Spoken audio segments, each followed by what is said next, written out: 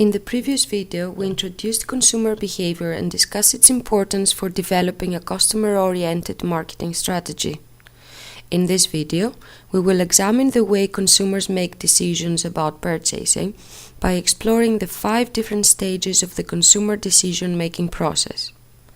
In their daily lives, all consumers have their own needs, and these needs lead to different decisions. Purchasing decisions can vary in terms of complexity. There are times when buying a product or service can be quite straightforward, and times when you actually put a lot of effort to make up your mind about which brand or product to buy.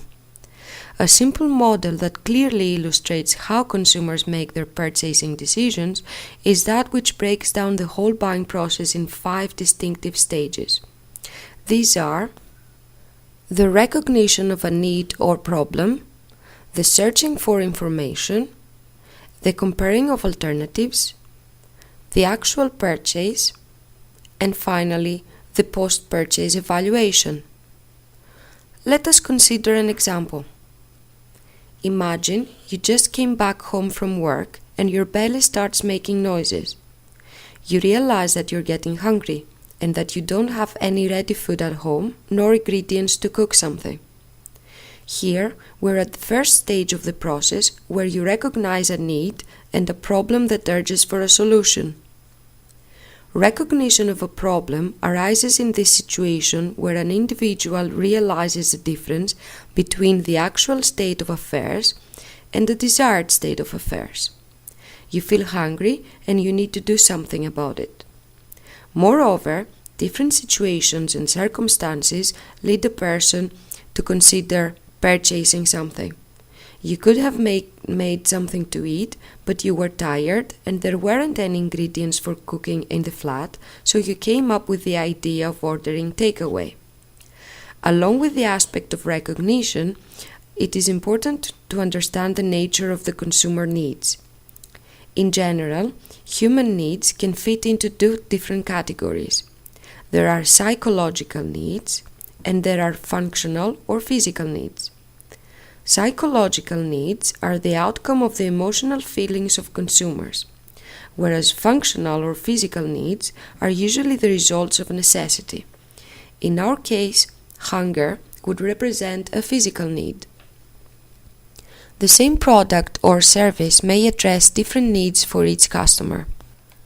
Eating pizza at home could be for someone the solution to their hunger, that would be a physical need, or comfort food to uplift their spirit, that would be a psychological need. For this reason, you should try to envision your product or service as a solution to several problems. Promotion strategies also play an important role here, since they can stimulate the recognition of a problem or need. Because sometimes consumers might not be aware of their needs for a specific product until they encounter with an advertisement or the product itself. Let's now assume that you decide to order takeaway. You rush to the cupboard where you keep a pile of brochures from local restaurants. You put them on the coffee table in front of you. For an instant, you feel grateful that you have been carefully storing these brochures all these months for a case of emergency. This is the second stage of the decision-making process, where customers are actively in search of information that will help them make a choice. This next stage of the model is information search. Once the need is recognized, consumers are likely to search for more product-related information before making a purchase decision. Individuals are involved in the process of searching for information differently, depending on their knowledge about the product, their previous experience or purchases, and on external information such as feedback from others. Information search can be divided in 2 types: the internal search and the external search. In internal search, consumers compare alternatives based on their own experiences, memories, and knowledge. In contrast, external search happens when consumers actively search for information from their environment.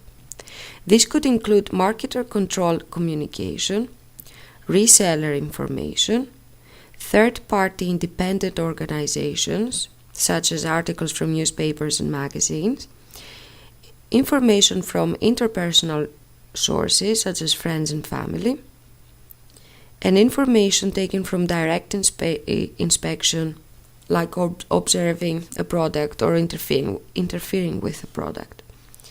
In our example, brochuring promotional material to collect information about different takeaways represent this external type of search for information. Note that an increasing number of individuals are nowadays turning to various resources in the internet when researching for information about product categories or brands. Among internet users, online user reviews and forums appear to have a significant impact upon this information search stage of the consumer decision-making process. What would it be today, you think? Indian, Chinese, or some nice crusty pizza? You are already hungry and these pictures of food on the leaflets are torturing you. A buy one, get one free offer catches your eye. It's from a local pizzeria just 1 block away. This option feels right. It will be quick and inexpensive. You decide this is the solution to your problem. This is the third step of the process, where consumers compare alternative options in order to make a decision. This stage is considered to be the most important stage during the whole consumer decision-making process. In this stage, consumers analyze all information obtained. They consider various alternative products and services and compare them in order to make the right choice that corresponds to their particular needs and wants. Various attributes of the product, such as size, quality, brand, and price, are considered at this stage. Consumers will attach different degrees of importance to each attribute. Brand image, that is, the set of beliefs that consumers hold about a particular brand, plays an important part here. Consumers develop a set of brand beliefs about where each brand stands on each attribute and evaluate brands according to such beliefs. Successful marketing strategies could strengthen brand image by reinforcing specific consumer perceptions about a brand's attributes or changing them according to what the consumers feel as important, or even try to shape the list of attributes that buyers consider or the importance attached to these attributes. In our example, attributes important for the selection of alternatives could be price and offers, like the buy one get one free, taste, and delivery times. This process of evaluation of alternatives depends on the individual consumer and the specific buying situation. In some cases, consumers may use careful calculations and logical thinking, whereas in other cases, they might do little or no evaluating and instead buy on impulse and rely on their intuition. Evaluation can sometimes be difficult and time-consuming, and other times quite straightforward. This is because it is sometimes hard to find an ideal product or service that satisfies completely the needs of the consumer, as there are numerous factors that hinder the consumer purchasing decision process. Factors such as age, culture, taste, and disposable income affect greatly this stage of the purchase decision-making process. We will explore further these factors influencing consumer behavior at another video. But let's go back to our story. You dial the number and place an order. Your pizza is just 15 minutes away. Waiting for the delivery person, you look for cash. When the doorbell rings, you are already with the exact amount of money at hand, ready for the transaction. You open the door and make the exchange. You thank the delivery person and rush to the kitchen to open the pizza box. This stage involves the actual purchase of a product and/or service. After the evaluation process, the consumer will have ranked alternatives and will have thus formulated a purchase intention. Usually, the consumer's purchase decision will be to buy the most preferred brand. However, two factors can come between the intention and the actual purchase decision. The first factor is the attitudes of others about this decision. That means, for example, what important others would think about your decision. And the second is some unexpected situation that might arise. For example, a decision to postpone the purchase due to another need that came up which is more important or urgent.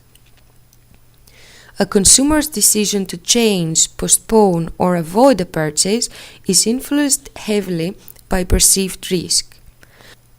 Most purchase decisions involve some degree of risk, which varies according to the amount of money at stake, the amount of purchase uncertainty, and the amount of self-confidence from the side of the consumer. Usually the consumer will take certain actions to reduce this risk, for example by researching heavily before the purchase or looking for well-known brands and warranties. To this end, marketing can aid the consumer by providing information and support to reduce this risk. In our story, the restaurant brochure could provide explicit information, for example, about the ingredients. But let's go back to our story. Finally, you have the pizza in your hand, and it's now time to eventually relieve your hunger. It wasn't only inexpensive and quick, you think. It was also delicious, perhaps even tastier than you expected. A couple of hours later, your friend calls. You can't wait to tell her about your dinner and how delicious it was. To your surprise, she mentions that she knows the place and it is actually her favorite one. While listening to your friend praising their delicious food, you think you have made the correct choice. This is the final stage in the process of consumer decision making, where consumers evaluate their actual purchase decision. When consumers' expectations are met with the perceived performance of the product or service, the consumer will be satisfied with the purchase.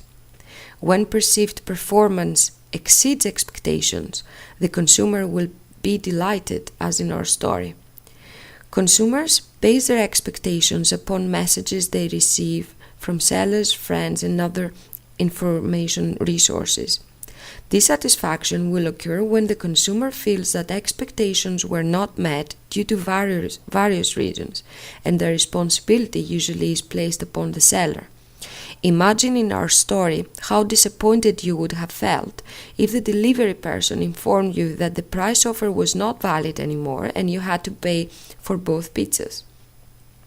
The larger the gap between expectations and perceived performance, the greater the dissatisfaction felt by the consumer.